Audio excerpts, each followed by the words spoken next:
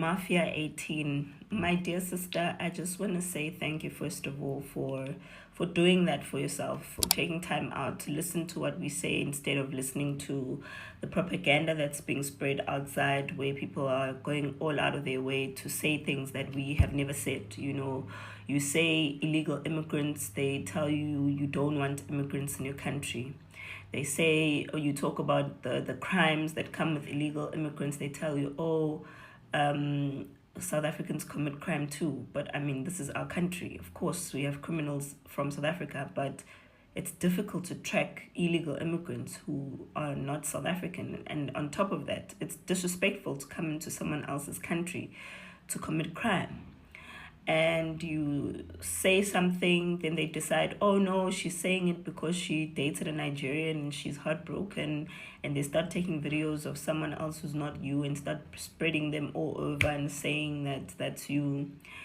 And they say all kinds of things. They don't take time out to listen to what we actually say as South Africans when we talk about this issue of illegal immigration and how it affects us as South Africans. And that's the saddest part, because it doesn't grow other African countries at all to focus on South Africa and try and badmouth South Africa and tell us they're going to ban us or do something to our economy. At the end of the day, your people are here in millions, which is what we're complaining about. You're not doing them any favors by saying all kinds of things. I saw this other lady swearing at me, calling our president gay and so forth. And, I'm very, very petty sometimes, and I can reciprocate that energy, but she's not worth it. Her and I are not at the same level. I mean, she's making videos in another country swearing at me while I'm in my own country, fixing it for the betterment of my own country. I don't relate to such street behavior, especially of swearing other people's presidents and calling them names and calling them gay. I don't think anyone who's from a good and proper home resorts to that. So that's why I didn't even respond to that, because generally I know how drugs affect a person's mind, and I'm not in that wavelength. So when you talk about the issue of illegal immigrants, Ramafia, they've affected our lives really, really badly in South Africa. It's so bad that our streets, as we know them, have dilapidated. Our buildings are falling apart. There's stormwater drainage causing floods. There's crime all over, and people can't be found. They can't be recognized. The prisons are full, so much so that some of them can't even get convicted because there's no space to keep any more prisoners. And some of them come here and plead poverty because they're poor, and they start selling all over the streets and throwing things on the floor, behaving anyhow, substituting themselves as cheap labor, working as slaves, when there's labor laws in the country completely being disregarded. Many of them are rude, they're arrogant, they're selfish. You know that they don't care about South Africans. They don't care. Like, we're a non-factor in our own country. It's not like they're here trying to be united, if united is even the correct word. But you can tell, man, that the main goal is to make us as South Africans feel like we're not useful in our own country.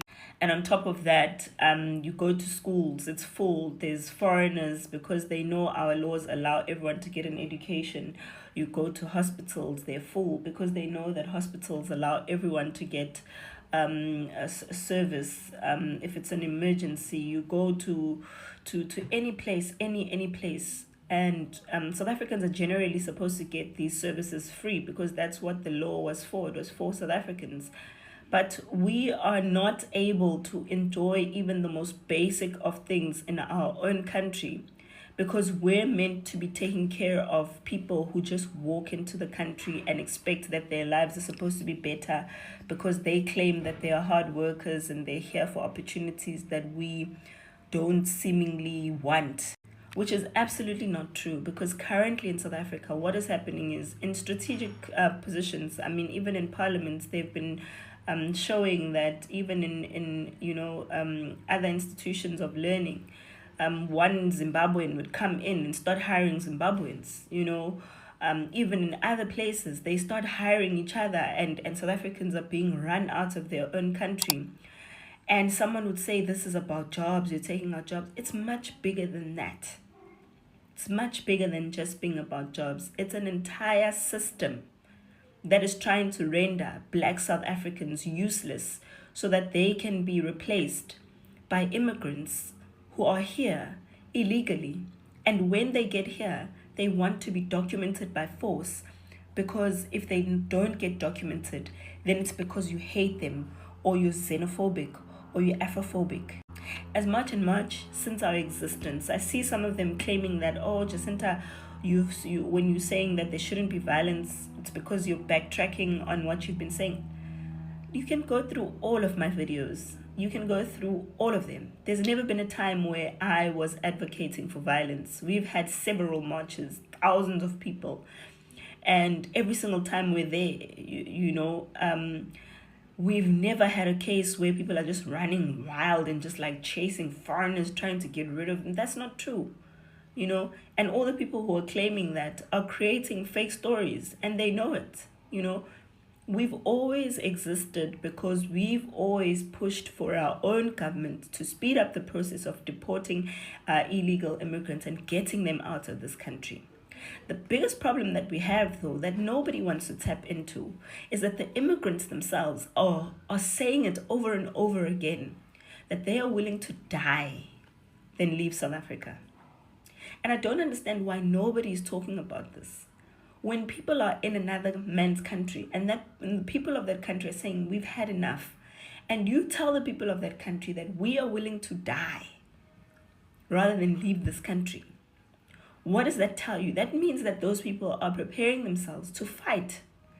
They will fight by all means to get what they want, and that is to be in that country by hook or by crook. They're basically saying that our government is so bad that we don't want to go back there, and we would rather kill or rather die before we go back to our own country. And that is not a sign of failure on the side of South Africa. No, it's not. It's a sign of failure from the people of that country who have a duty to take care of those people, their own people. But now you can't get angry at South Africans for saying it's enough. You've taken more than we can give. There's nothing left for us to give anymore. You've taken all of it. You've taken our schools. You've taken our places of living. You've taken our homes. You've taken our jobs. You've taken our safety. You've taken our security. You've taken everything. Because some of you are here, you don't even have jobs where you come from or when you come here. So you start committing crime to survive. You've taken our peace of mind from us. You're going so far as trying to take even our identity from us, of who we are, of what a South African is. And you can't expect us to just sit back and keep quiet. But now we are the ones who are being labeled as violent, as promoting violence, as promoting... Guys, trust and believe me. If I wanted to promote violence, it would have been long happening by now. It would have been long happening by now. You don't know how many times I've been criticized by people saying that this peaceful march thing doesn't work. And I am the one that continuously has to call people to order, guys, no, behave yourself. We don't do that here. We don't. Now, when communities are rising and they're fighting their own foreign nationals because they're tired, you say march and march. Everything is march and march. Everything march and march. Guys, no, foreign nationals need to take responsibility for their actions and the things that they've done in this country and leave. This thing of saying you're not going anywhere. If you're an illegal immigrant, saying that you're not leaving a country where the people and the government are saying that you're supposed to leave is a sign of disrespect. And you can't say it's the South Africans' fault. It's your fault.